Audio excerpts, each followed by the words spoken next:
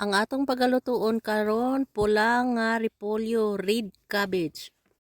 Hiwaon ang pula nga cabbage og gagmay. Hugasan og ibutang sa dako nga salaan para makatulo ang tubig, water. Hiwaon ang sibuyas, bombay, onion og ang ahos, garlic. Initon ang kalha ug ibutang ang 2 ka kutsarang mantika, oil.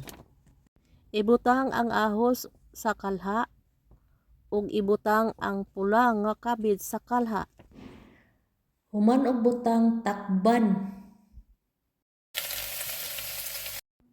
Pagkakuraon nimo taga 4 minutos, pagkahuman takban ug butangan sa 2 ka seasoning cubes.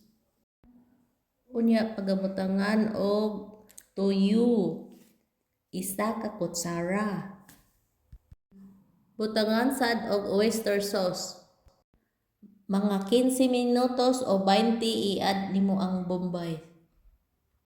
Pag mahumok na, haonon na dayon ang vegetable.